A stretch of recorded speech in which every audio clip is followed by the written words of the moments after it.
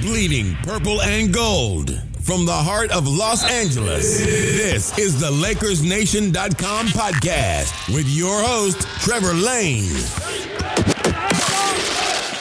Welcome to today's show. As always, we are powered by CLNS Media and LakersNation.com. Today's show is brought to you by Stamps.com. Head over to Stamps.com and use the promo code NATION, and you get a 4-week trial that includes postage and a digital scale. We're going to talk a bit more about Stamps.com a little later in the show. Guys, don't forget, head over to iTunes. Make sure you rate, review, and subscribe to the Lakers Nation podcast. We love it when you do that, and if you leave any questions in our reviews, we can make sure we discuss them on air. So we are out of the All-Star break. We're heading into the home stretch of the season. The Lakers are playing pretty well. They just won their last 2 games against the Sacramento Kings and Dallas Mavericks. We're seeing some solid play out of guys like Julius Randle. Lonzo Ball is back. Things are looking up in the world of the Los Angeles Lakers. So I thought now is a perfect time to do a fan mailbag show. And I've brought in Hannah Kulik of Lakers Nation to help me sort through it all. Hannah, how are you doing? I'm doing great. I'm so excited to be back. I'm really excited. These questions are really good. So hopefully I think we'll have some good conversation.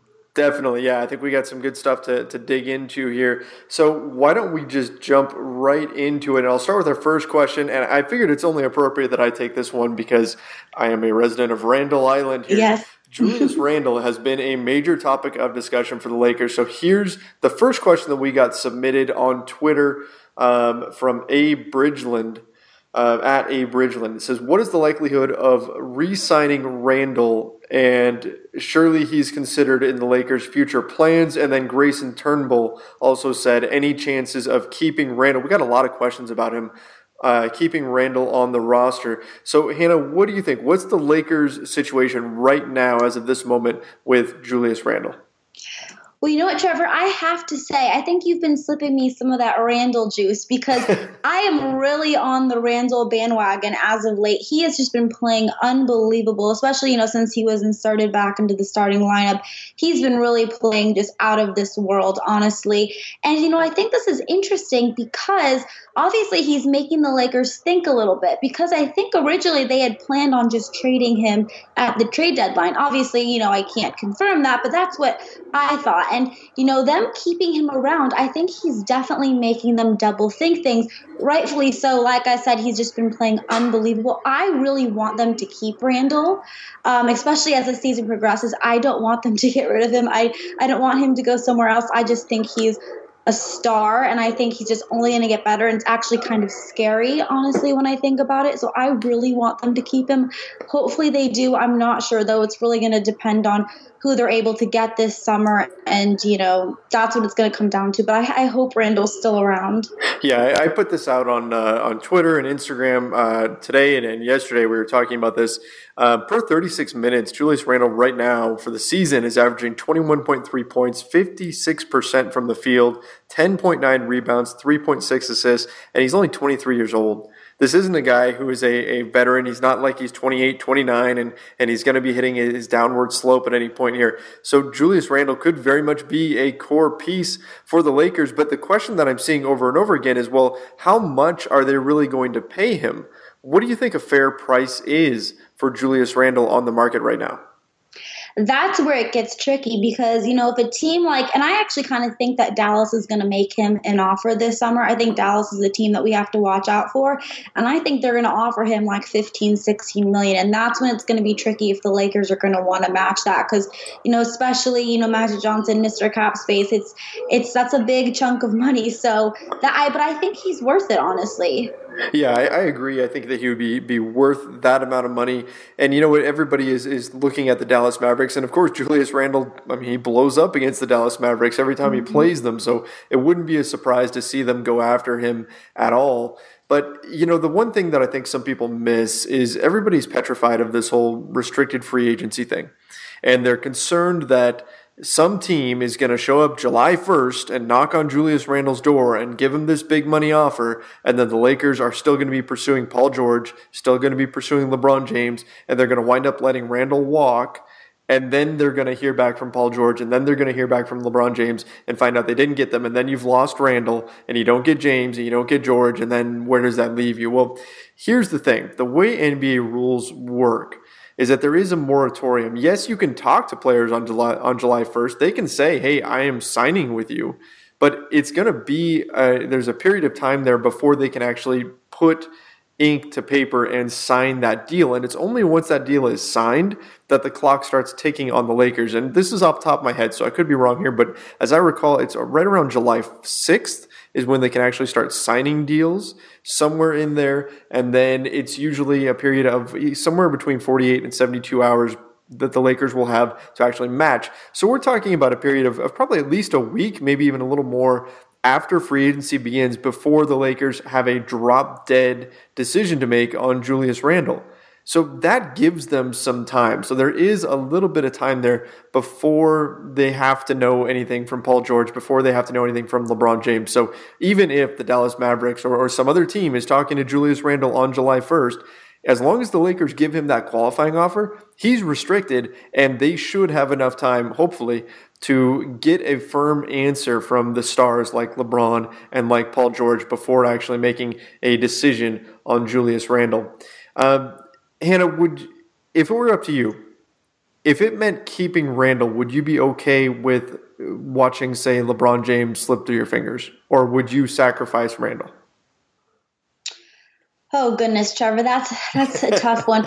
Part of me really doesn't even want LeBron James to come to the Lakers, and I understand that's really stupid. And listen, if we get LeBron James, I'm still going to be happy. I'm going to be jumping up and down.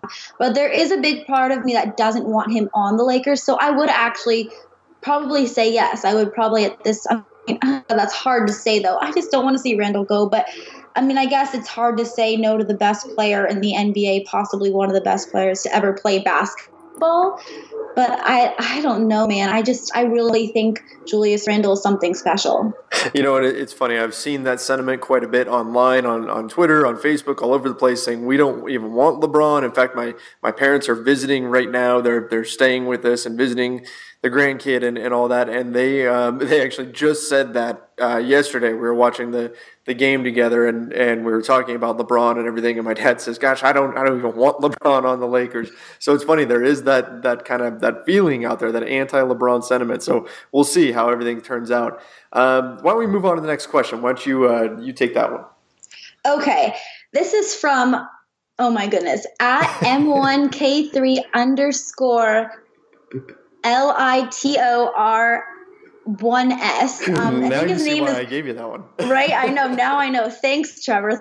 Giving me the harder ones. I know his name is Leandro Piscasio. Oh gosh, I just butchered both. I'm sorry, but thank you so much for sending in the question. He asked, "Is it possible to play Ingram at the 2 so we can have Lonzo at the 1 with Kuzma and Randle at the forwards, and then Zubac at the center?" Yeah, I mean, you know what? I suppose short term they could do that. I could see Ingram at the 2, especially. I mean, we've talked about that a little bit. Like if the Lakers land Paul George, then Ingram probably slides up to the 2 at this point, or Paul George slides up to the 2. Either way, you've got two wings out there. So I could see him spending some minutes there, especially when we saw his ball handling skills and his ability to sort of run the offense with Lonzo out. I mean, he's been the team's point guard really for quite a little while now. But long term, I don't know that that's really the best fit, because, and it's not so much Ingram at the 2 that's getting me, it's Kuzma at the 3. I'm feeling more and more like Kuzma is a 4. I think he can play the 3 a little bit, but I'm more comfortable with him at the 4 than the 3 right now. And so that's where that would be my sticking point. I don't know if I would want to run Kuzma at the 3. I think I'd rather see somebody else in there. But I don't know. What's your take on that?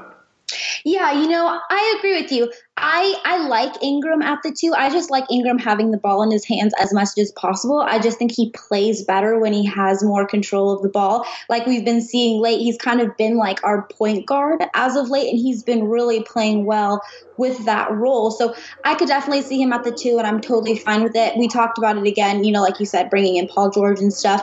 Kuzma at the 3, I guess. I mean, I want Kuzma in there all the time, but I mean, I can understand where or you could say that Kuzma may be at the 3. You'd rather him play the 4. I definitely understand that. But again, I mean, I'm fine with Ingram at the 2 for sure.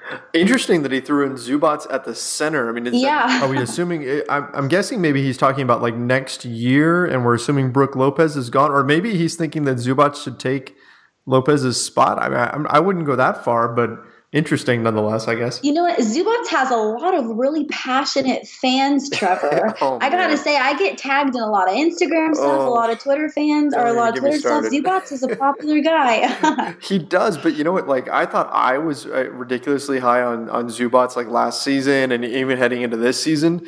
But there's some people out there that are just nuts about it. Like I know. They think that he's like the next MVP or something like that, and I don't know. Dose of reality needs to be coming their way. I know, it's pretty funny. I actually see a lot. They have like the Zubats. They have, like that famous picture of like Tupac with the bandana. Obviously, I'm sure you know. They have the Zubats face instead. I mean, it's so funny. But yeah, he's very popular. All right. Well, let's before we descend into too much Zoo madness, Zoo mania, let's go on to the next one. At Kurt_Happy Laker says, if Magic/Pelinka strike out in the summer, who do you think will be good candidates for the 1-year overpay contract a la KCP? We also saw J.J. Redick get a deal like this year from the Philadelphia 76ers. So the idea is you offer a guy way more money for 1 year than he would get normally, with the trade-off being that you only have him for 1 year. That means you have cap space freed up for the future. So what's your take? Who else should they go after if they can't get the stars that they want this summer? Well, I think if they don't get anyone this summer, I think they're going to look to offer Isaiah Thomas. Maybe if he'll take it, extend, do another 1 year. I think they'll probably maybe even look to just extend Brook Lopez for another year. I don't know if they might even see KCP too. I don't know if KCP is going to want that, but the Lakers need a shooting guard and a center. So I think if they're not able to get anyone and Isaiah Thomas says no, KCP, Brook Lopez, they're all gone. They don't want to extend for 1 more year for a lot of money. Then they got to look for a shooting guard and a center. But I mean, I hope we get someone this summer. So I'm hoping that's not the case, but I guess you never know. Yeah, when you're looking at the free agent market, there's not a whole heck of a lot out there. After really the Lakers guys are kind of the big pieces that you could see potentially taking a 1 year deal. I mean, KCP, he turned down a lot of money with the Detroit Pistons, and I don't see him getting anywhere near that this coming summer. Who knows? Maybe he gets a big 1 year deal. Brook Lopez, I mean, maybe if they throw in a season pass to Disneyland, that would convince him to stick around and take another a 1 year deal. And I think you mentioned Isaiah Thomas. I think that's a really good one as well, because I don't think that there's enough time left in the season right now, and based on the way he's playing at this moment, for him to completely turn things around. I mean, this is the guy that was talking about backing up the Brinks truck when he was with the Boston Celtics. I just don't think he's going to get back to that level. So I think for him and for the Lakers, it might make a lot of sense to bring him back on a 1 year kind of a prove-it deal that won't impact them long-term. And again, that's if they don't land Paul George / LeBron James, they don't get both of them, then yeah, keeping that cap space free and going after some of those guys might make sense. I know most people want to hear like some splashy names, some new players coming in, some new blood and all that, but really looking at this, it's the guys that the Lakers already have on expiring contracts that, to me, seem to make the most sense. Yeah, exactly. There just is not a whole lot out there if we don't re-sign these guys. So we just have to keep our fingers crossed that we're able to bring someone in this summer. I would say that if they do go after anybody on a 1 year deal, I'd like to see a shooter, somebody that they can bring in, maybe like a Wayne Ellington type or somebody like that. I mean, they definitely need some more outside shooting, and I think they will address that. But still, it does seem like their best options are kind of their own guys at this moment. All right, let's take a quick break and let's talk about Stamps.com. So these days you can get practically everything on demand. For example, this podcast, you can listen to it whenever you want, whenever it's convenient for you. You can listen to it over and over again if you so choose, and hopefully you do. Did you know, though, that you can even get postage on demand? All you need is Stamps.com. With Stamps.com, you can access all the services of the post office right from your desk. You can buy and print real U.S. postage for any letter or any package, all available 24 hours a day, 7 days a week. All you have to do is click, print, mail, and you're done. Stamps.com will even send you a digital scale. You can weigh your letters and packages and print the exact amount of postage every time. We use it a lot around the Lakers Nation office all the time to send out our prizes and things like that, and it works great. And right now, all you have to do is use the promo code NATION for a special offer. You get a 4-week trial, and that includes postage and a digital scale. All you have to do is go to stamps.com and click the radio microphone at the top of the homepage and type in NATION. Again, that's stamps.com. Click that radio microphone at the top of the homepage, type in NATION to get our special offer. Make sure you guys go check that one out. All right, Hannah, let's move on to the next question. I think you're up on this one. Okay, this is from @EGBallin3, and he asked, how realistic is it that an all-star caliber player signs the Lakers this offseason? And then he asked if we get someone and who. You know what? I feel a little bit more pessimistic about this than I did maybe at the very start of the season, and I think part of that is due to Russell Westbrook re-signing with Oklahoma City, and then DeMarcus Cousins, his Achilles injury. So I think just the fact that there's less superstars on the market available. I'm not including Kevin Durant. I'm not including Chris Paul because I'm assuming those guys stay put. So really, in terms of true all-star caliber players, I'm not talking like Brook Lopez he was an all-star, but I'm not going to count him in that discussion here because he's not an all-star at this stage. I'm really just looking at LeBron and Paul George at this point.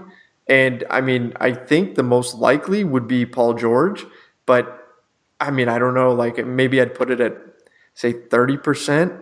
40% tops that they get one. I think more likely the Lakers are going to be looking to do some other things. I mean, hey, if they can get Paul George, great. If they can get LeBron James, great.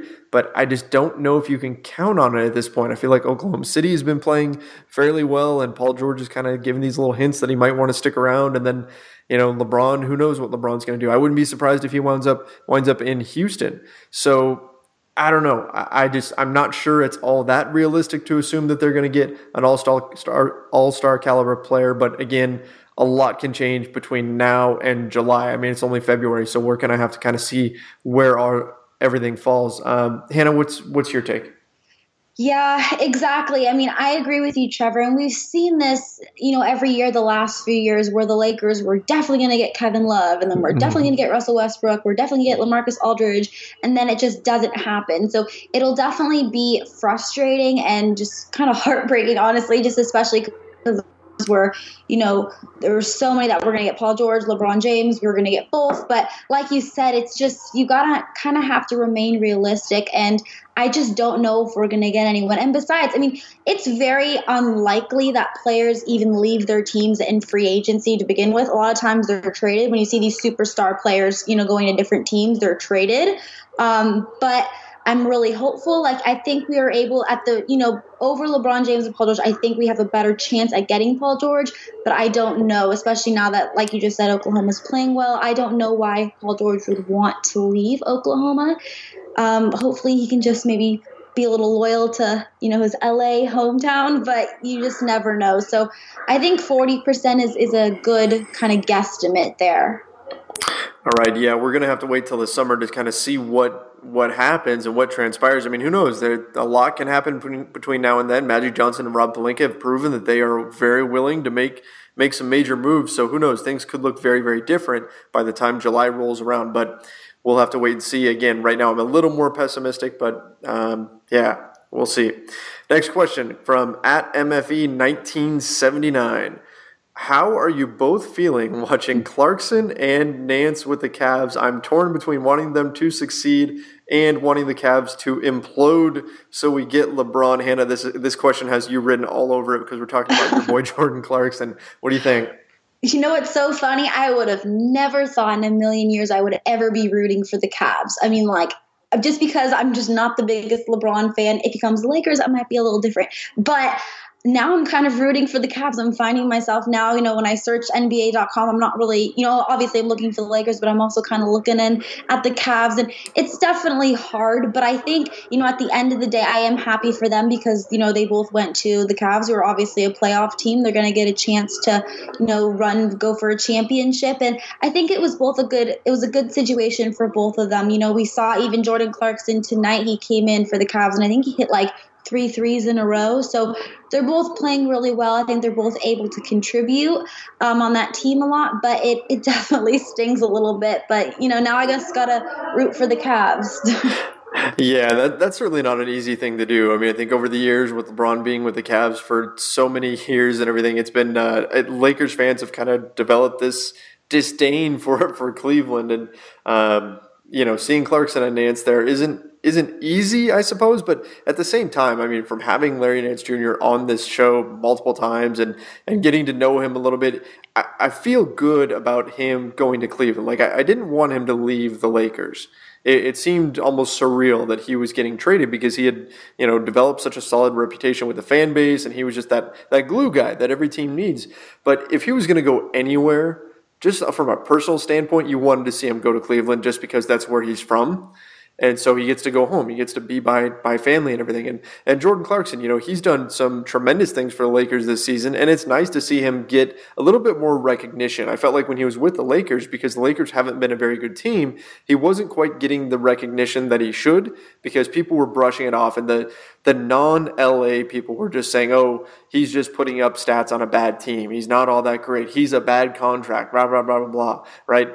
And everybody was saying the Lakers are going to have to pay some team to unload Jordan Clarkson's contract and all these things. Well, I mean, this trade proved that wrong. I mean, the Lakers were the only team to pick up a first-round pick at the trade deadline, and they got it for Jordan Clarkson and Larry Nance Jr., so that's telling. But then it's also giving Clarkson a little bit of time to shine, and I think he's got a little bit more space to operate in Cleveland because LeBron draws so much attention. So, I mean, I wouldn't say like I'm rooting for the Cavs or anything like that, but I want to see good things happen for both Clarkson and Larry Nance Jr.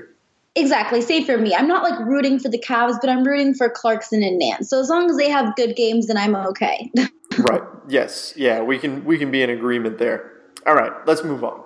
Okay, so this next question is at the Baskets, and it says, what are the chances Kawhi Leonard will end up with the Lakers after all the tensions we've seen in the media between him and the franchise so far?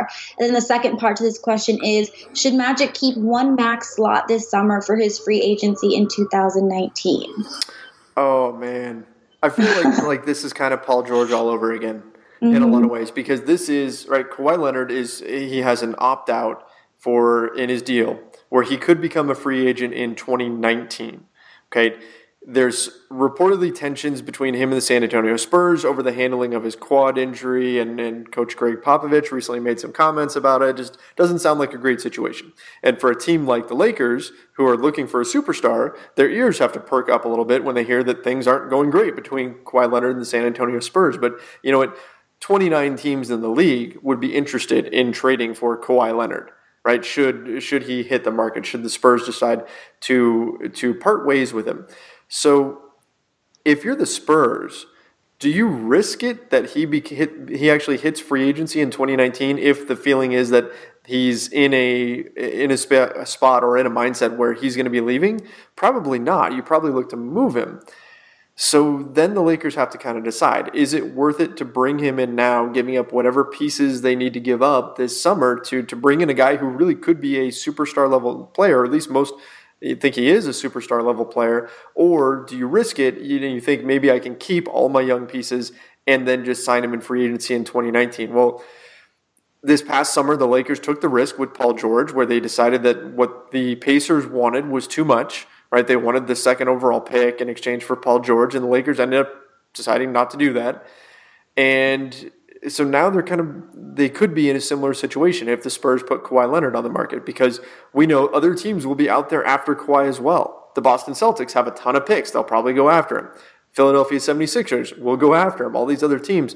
So it really becomes a question of what are you willing to give up this summer to get him in-house immediately, and then what is too much? What makes it not worth the risk? And then you just maybe look to preserve your cap space for another year. So I don't know, Hannah, if the Lakers decide to go after Kawhi, what are you willing to part with this summer if it means landing him? Oh my goodness, Trevor, you might kill me for saying this, but I absolutely love Kawhi Leonard. Like, he's honestly one of my favorite players. I almost went to San Diego State just because he went there and he played amazing there. That's some serious Kawhi commitment. Yes, I love Kawhi Leonard. I'm going to say, and Laker fans, do not kill me, but I'm going to say I would maybe be willing to trade Lonzo. And let me just say the reasoning behind it. The reasoning behind it is not to discredit Lonzo or anything. I think he's amazing. I think he's going to be a superstar. I love Lonzo. But I'm a little concerned that he just can't remain healthy. And especially to be so young in his career. And we already saw, Summer League, he was injured. Preseason, he was injured. This whole season, he's been struggling with injuries. I don't know. And I think there's also a lot of baggage that kind of comes with him, which is unfortunate because, I know that's not necessarily Lonzo's fault. It doesn't knock him and doesn't say that he's not a good player, but it is distracting for the team. And I also really I know technically Brandon Ingram's not our point guard, but I am really, really liking seeing Brandon Ingram playing with the ball in his hands more. I think we've really seen since Lonzo's been out, Brandon Ingram really just come into his own and just really, I think, take it up a level. So I'm not necessarily saying I want to trade Lonzo, but I'm saying I would definitely consider it to get a guy like Kawhi Leonard, who I think is one of the best players out there right now. Yeah, it would be well. My first reaction when you said Lonzo was, oh my God, like Greg Popovich and LeVar Ball in the same. I know, it'd be funny. I don't even know how that would play out. I would definitely hope the reality show would just follow them around because that would be disastrously hilarious. But yeah, I guess if it's Kawhi, if it's a true superstar like that, you probably have to be willing to part with just about anything. And certainly the Spurs would be asking for a lot. We're probably talking future picks. We're probably talking at least one or two of the young core. And the young core right now is Lonzo, Ingram, and Kyle Kuzma. I would be a little bit surprised if the Spurs put Ball as their priority. I think they would probably go after Ingram. I think he seems like more their type of player. But in any event, it would cost a lot. And so, I don't know. I think the temptation will be there because, look, let's say the Lakers do trade and they get Kawhi Leonard this summer. And then you bring him in for contracts he already had on, and then you can sell Paul George. Or you can say, look, Paul George, we already have Kawhi. We just traded for him. Come play with Kawhi. You don't have to rely on getting Paul George and LeBron James both to sign on at the same time because you would already have that one superstar in-house to lure in somebody else. So there's some appeal there. But again, I worry about getting into a bidding war given some of the assets that some other teams have out there. But it's certainly an interesting idea. Kawhi Leonard can do just about anything on the basketball floor. He's from Southern California. He's got those roots. He'd be a great fit just about anywhere, but I would love to see him with this Lakers franchise. So yeah, it's a tough call. I would have to think if they do trade for him, you got to be prepared to give up a lot. And if they don't trade for him, I think he's still your bait. Right, you tell Paul George, you say, look, hey, LeBron, we don't know if we can get him, but if not, look, we've got Kawhi Leonard in 2019. He's going to be a free agent. We can go after him. So if you come in now, we can improve the team all year, and we'll still keep cap space available. So next thing you know, in 2019, we can have Paul George, we can have Kawhi Leonard, we can still have Lonzo, still have Brandon Ingram, still have all these pieces in place, and then have a really, really, really good team. I think that could be the ultimate scenario for the Lakers, but again, not easy to execute. Interesting. And there was actually our next question too from @Angel_win. Basically said the same thing. Any chance the Lakers try to trade for Kawhi Leonard? So that's certainly an interesting one. And I don't know. It's going to be a storyline to watch this summer. Who knows? The Spurs could actually make Kawhi Leonard a super max free agent, or could give him a super max deal. They could pay him way more than anybody else because he's hit those requirements. So that's going to be a factor here too. And it's kind of an interesting wrinkle because I'm kind of going off on a tangent here, but there's so far we've seen this situation come up a couple of times with these new super max deals. And we saw the Sacramento Kings decide not to give that to DeMarcus Cousins. Instead, they traded him. And the Pacers, even though they wouldn't have been eligible to, they traded Paul George rather than potentially give him that if he made an All-NBA team this season. So might the Spurs not want to give Kawhi that kind of a deal? And could that force them also into potentially trading him? That'll be something to watch as well. All right, next question here. We've got at Ryan M. Spencer says, if we, and by we he means the Lakers, strike out on the top 2 free agents this summer, would the Lakers consider matching any of Randle's restricted free agent offers and or offer Isaiah Thomas a 2-year deal with the opt-out team clause after year 1 in order to maintain cap space? Well, we kind of already talked about the IT thing, talked about Randle a little bit. As far as Randle goes, though, let's look at this aspect of it, Hannah. Okay. If Randle were to be offered, let's say they strike out on Paul George and LeBron James, right? And Randle gets a big offer, let's say $18 million, right? Maybe $19 million per season. Do they still match? Can you let him walk away even if you've already lost Paul George and LeBron James? You know what, Trevor? Call me crazy. Actually, you're not, because you love Julius Randle. I think I would do it.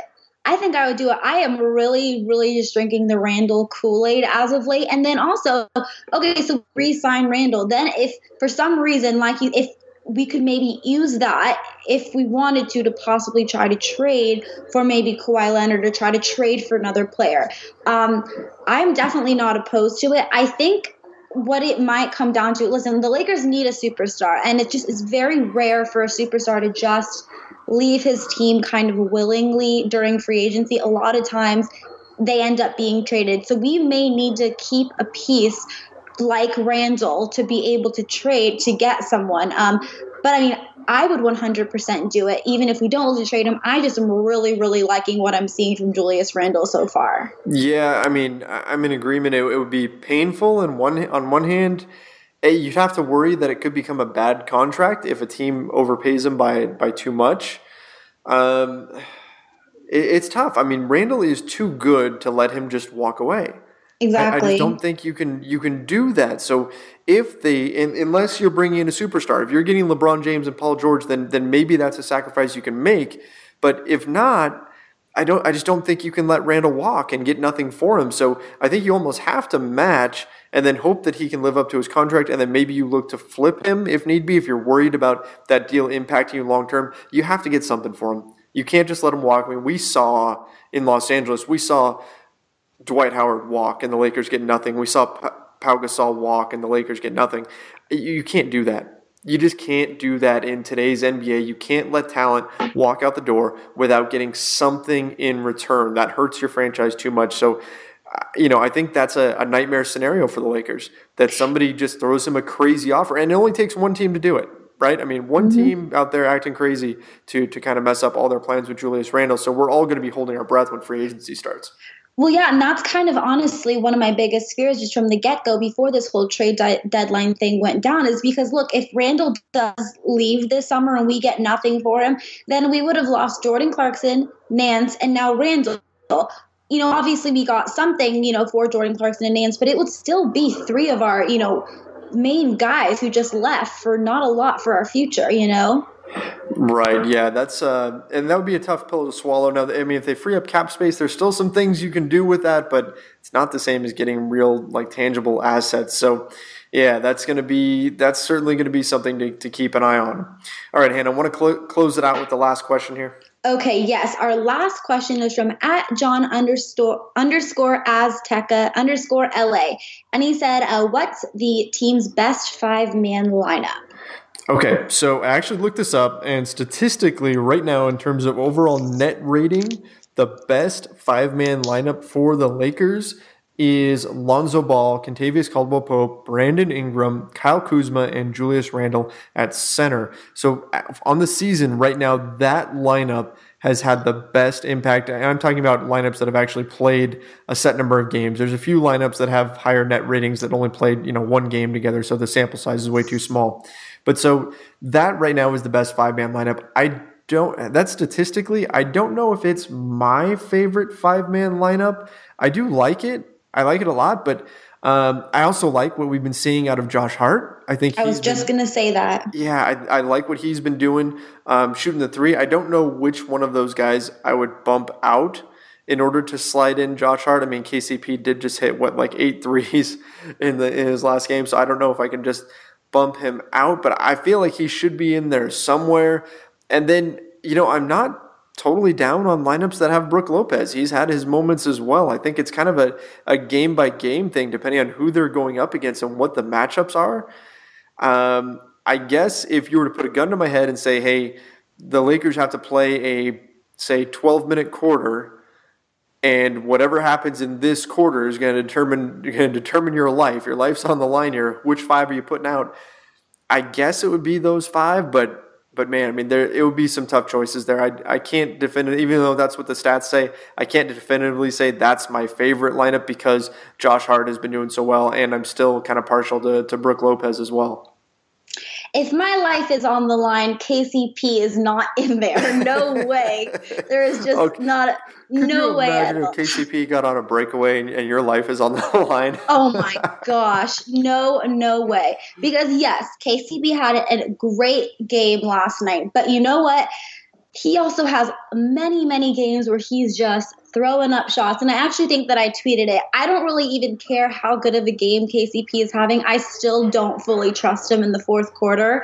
I would 100% put Hart in there for KCP. So my top 5 would be Ingram, Zoe, Kuzma, Randle, and Hart, 100%. I've just been loving what I've been seeing from Josh Hart lately. He's been scoring the ball well. He's been playing great defense, and he's kind of like I'm not going to compare him to Nance, but there are some similar things in that we see him do a lot of the little things that kind of go unnoticed. He's just that great hustle guy, that great energy guy, and he's a winner. And I really like the team. I think we play better when Josh Hart is out there. Yeah, I think he does have a lot of intangibles. I love the way he rebounds for a guard. Both him and Lonzo are very, very good at that, which helps make up for Brook Lopez, who isn't a great rebounder. It also helps when they do go small with those lineups, having Kuzma and Randle together. When you lose a little bit of that rebounding, well, having guys like Lonzo and Josh Hart out there kind of makes up for that. And then you got to look at his three-point shooting. He's been really, really good from outside him. I found it, I was watching the most recent game when they were playing the Kings, and when Josh Hart takes a three, I'm at the point now where I'm surprised when he misses. Like that's how good he's been shooting from downtown. So yeah, I definitely agree with you there. I think he's been playing really, really well. Of course, if KCP has a game like he did against the Kings, that could save you. So I don't know. I'm not as down on KCP as some other people are. I still think he's got some redeeming qualities. But yeah, it's kind of hit and miss where I feel like Hart is a little bit more steady, a little bit more consistent. So maybe he would be in that lineup. And you know what? Kuzma has had some struggles recently as well. I don't know that I would replace him with anybody or anything like that, but I guess depending on the matchup, maybe I'd slide Brook Lopez in there in his spot. But of course, I know you wouldn't make that switch, right? Definitely not for Lopez. No way. I will say that Kuzma has been, struggling a little bit as of late. Hopefully it's just a little fluke, but definitely not enough to put in Lopez. No way. But, I respect your opinion, Trevor. I respect your opinion. And you know what? You've been right. So far, you were right about Nance being traded, and you were right about Julius Randle. So I'm not, going to knock you off just yet. All right. Well, hey, we don't have to agree on everything, and I'm just thinking situationally. I could see some teams or some matchups where you'd want to have Lopez's size in there. Of course, Kuzma has been great all season, even though he struggled a bit recently, and yeah, he's done some phenomenal things out there, especially on the offensive end. So it's a tough question to answer. Again, statistically, that lineup of KCP, Lonzo, Brandon Ingram, Randle, and Kuzma has been the best. I mean, that's been their best 5. But it's going to be interesting to see what ends up being their best 5 by the end of the season. I wonder if that'll change at all. But yeah, I figured that was a good question to wrap things up with. And Hannah, thanks so much for coming on here and breaking all this down with me. Of course. Thank you so much for having me. And thank you everyone for sending me your questions. These were all great questions. So I had a lot of fun answering them. Yeah, we definitely got some good ones here, some exciting things coming up for the Lakers. And I love that it feels like their schedule's a little bit easier now towards the end of the season. And I feel like they could head into the offseason with some momentum, which is exactly what you want to see here. Well, yeah, we're 2-0. So 2-0 so far on the, post All-Star weekend. So far, so good. I think we have like 23 games left, so it definitely should be interesting. That's right. Since the All-Star break, the Lakers have the best record in the NBA. Oh my goodness. Who would have ever thought? Right. We're leading in something. in a 2-game sample size. I mean, they've got to be tied, I'm sure, with somebody for the best record. But yeah, as of right now, they haven't lost. So, hey, we'll take it. Hopefully they continue winning. Of course, there's going to be some tougher ones in there, but you know what? As long as they keep playing well and they can turn some heads, then Magic Johnson and Rob Pelinka should have some nice ammunition to work with in the offseason.